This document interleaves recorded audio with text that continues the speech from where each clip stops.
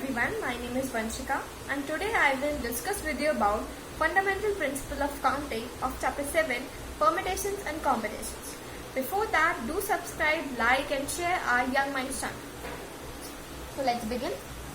Fundamental principle of counting जिसको multiplication principle भी कहते हैं, वो कहता है if an event can occur in m different ways, following that event another event can occur in n different ways, then the total number of occurrence of the events in the given order is m into a.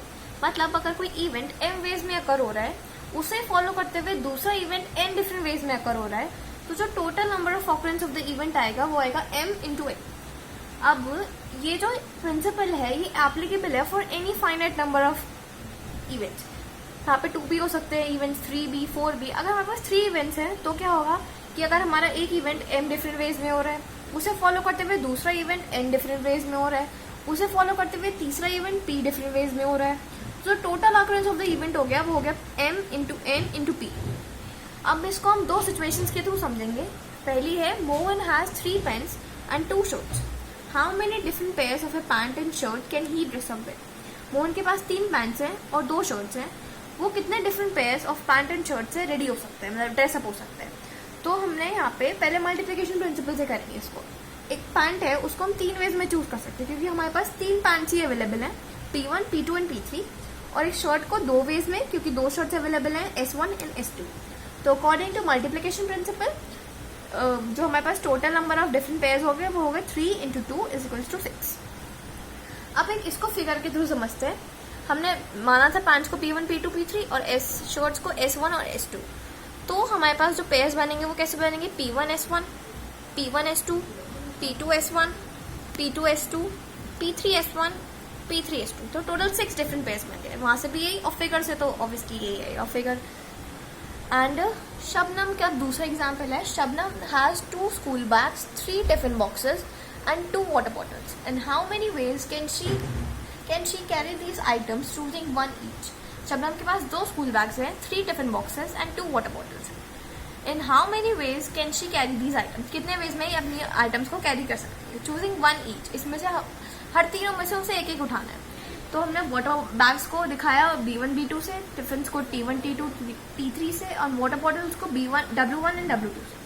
तो according to multiplication principle different ways जिसमें Shabnam carry कर सकती है items school के लिए वो आएंगे 2 into 3 into 2 is equals to 12.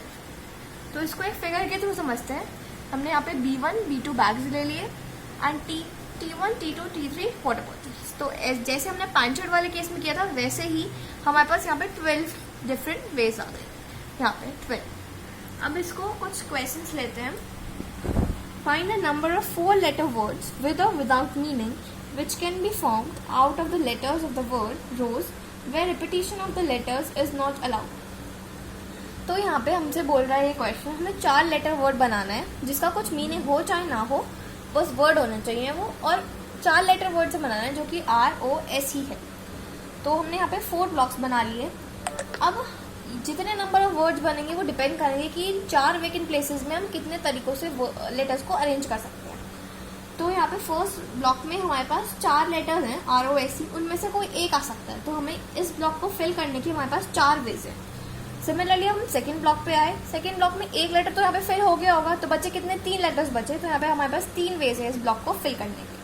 यहाँ पे थर्ड ब्लॉक में 2 वेज हो गए और फोर्थ वाले ब्लॉक में 1 ही वे हुआ. तो जो टोटल नंबर ऑफ वर्ड्स हुए जो कि फॉर्म हुए हैं वो है 4 into 3 into 2 is equals to 1 according to multiplication principle से ये हुआ है.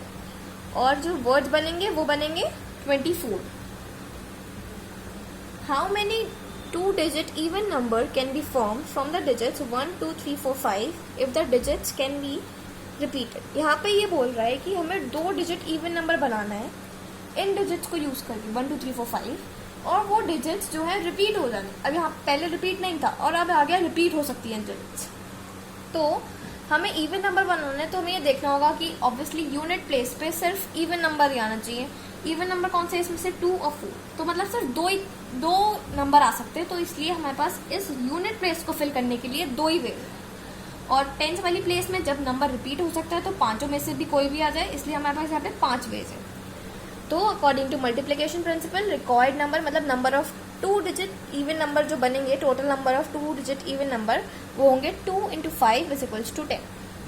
अब हमें यहाँ पास थर्ड एग्जाम्पल आता है, find the number of different signals that can be generated by arranging at least 2 flags in order one below the other on a vertical staff if 5 different flags are available. ये कह रहा है कि find the number of different signals, हमें different signals के number निकालने हैं जो कि फॉर्म हो सकते हैं एटलीस्ट 2 फ्लैग्स को यूज़ करके। एटलीस्ट मतलब कम से कम 2, ज़्यादा से ज़्यादा यहाँ पे 5 फ्लैग अवेलेबल हैं तो 5 फ्लैग्स को यूज़ करके।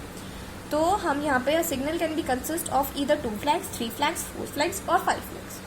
According to multiplication principle, number of signals that can be generated by using 2 flags, 2 flags को यूज़ करके कितने सिग्नल्स जनरेट हो सकते हैं वो हम देखेंगे। तो यहाँ पे हमारे पे ये सपोज ये 2 फ्लैग्स की प्लेसेस है, यहाँ पे 2 फ्लैग्स लगेंगे।